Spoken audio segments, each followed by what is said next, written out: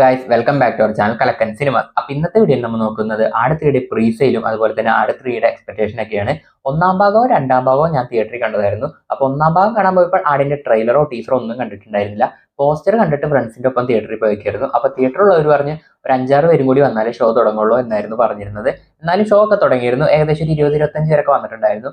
ഞങ്ങൾക്ക് ചിത്രം ആട് തിയേറ്ററിൽ കണ്ടപ്പോൾ ഇഷ്ടപ്പെട്ട ചിത്രമായിരുന്നു. അതിൻ്റെ അകത്ത് എല്ലാവരുടെയും ക്യാരക്ടർ നെയിമും ഭയങ്കര ക്യാച്ചിയായ ക്യാരക്ടർ നെയിമും അതുപോലെ ബിജിഎമ്മും കോമഡിയൊക്കെ ഞങ്ങൾക്ക് വർക്കായി. ഞങ്ങൾ തിയേറ്ററിൽ നന്നായി എൻജോയ് ചെയ്താണ് ആട് കണ്ടത്. അതിനുശേഷം 2 ദിവസം കഴിഞ്ഞപ്പോഴാണ് അറിഞ്ഞത് ചിത്രം കാണാൻ അധികം ആരൊന്നും ഇല്ല, അതുകൊണ്ട് ചിത്രം പരാജയപ്പെടുകയായിരുന്നു എന്ന്.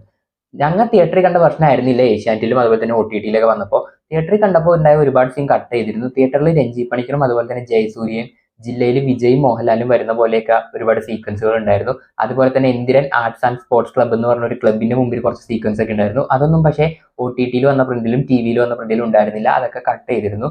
എന്തായാലും ഒന്നാം ഭാഗം ആട് പരാജയപ്പെട്ടെങ്കിലും OTT വന്ന ശേഷം അതിലെ ക്യാരക്ടറും അതുപോലെ തന്നെ എല്ലാത്തിനും ഫാൻസ് ഉണ്ടാവുകയും ചിത്രം രണ്ടാം ഭാഗം എടുക്കാൻ അവർ തീരുമാനിച്ചു. അതിന് രണ്ടാം ഭാഗം എടുത്തു. ഒന്നാം ഭാഗം കാണാൻ പോയപ്പോൾ ആളില്ലാത്തതുകൊണ്ട് ഷോ തുടങ്ങാൻ വൈകിയപ്പോൾ രണ്ടാം ഭാഗം കാണാൻ പോയപ്പോൾ ആദ്യ ദിവസം ടിക്കറ്റ് കിട്ടിയില്ലായിരുന്നു. പിന്നീട് രണ്ടാം ദിവസം ഞങ്ങൾ തിയേറ്ററിൽ ടിക്കറ്റ് ബുക്ക് ചെയ്ത് കണ്ടു.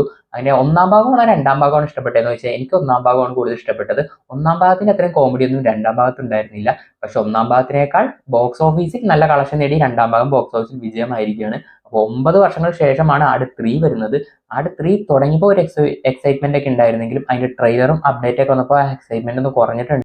ആട് 2-ൽ ഷാജിപ്പാപ്പിന്റെ ഒരു ഡയലോഗ് പറയുന്നുണ്ട്, ഞങ്ങളുടെ കാർന്നോരൊക്കെ ഇത് യുദ്ധം ചെയ്ത് വെട്ടിപ്പിടിച്ചാണെന്നൊക്കെ. അതാണോ ഇനി ആട് 3യുടെ ട്രെയിലർ കാണിക്കുന്നത് എന്ന് കണ്ടറിയണം. അതുപോലെ തന്നെ ടൈം ട്രാവലർ ആണെന്ന് പറയുന്നുണ്ട്. അതുപോലെ പടക്കളത്തിന്റെ ക്രോസ് ഓവർ ആണെന്ന് പറയേണ്ട ആരോ ക്യാമിയോ റോളിൽ വരുന്നുണ്ട്. അങ്ങനെ ഒരുപാട് ഇതൊക്കെ പറയുന്നുണ്ട്. എന്തായാലും പ്രതീക്ഷിക്കുന്നത് ആട് 2-നേക്കാൾ നല്ലൊരു കോമഡി ചിത്രമാവണം ആട് 3 എന്നാണ്. ഇപ്പൊ നിലവിൽ കേരളത്തിലെ പ്രീസെയിൽ നമ്മൾ ഈ വീഡിയോ ചെയ്യുമ്പോൾ 2 കോടിക്ക് മുകളിൽ കടന്നിട്ടുണ്ട് കേരളത്തിൽ. എന്തായാലും ഫൈനൽ പ്രീസെയിൽ 3 കോടിക്ക് അടുത്ത് വരുമെന്ന് പ്രതീക്ഷിക്കുന്നു.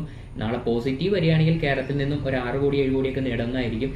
അപ്പം നമ്മൾ ആട് 3 കണ്ടിട്ട് ആട് 3-നെ കുറിച്ച് പറയുന്നതായിരിക്കും. അതുപോലെ നമ്മുടെ ചാനൽ ദിവസം ഇതുപോലെ ബോക്സ് ഓഫീസ് അപ്ഡേറ്റും സിനിമ അപ്ഡേറ്റും റിവ്യൂ ഒക്കെ പറയുന്നതാണ്. അതൊക്കെ നിങ്ങൾക്ക് കാണണമെന്നുണ്ടെങ്കിൽ ചാനൽ സബ്സ്ക്രൈബ് ചെയ്ത് അടുത്തുള്ള ബെല്ലൈക്കൺ ക്ലിക്ക് ചെയ്ത് വെച്ചോ. അപ്പോൾ ആട് 3യുടെ റിവ്യൂ കാണാം.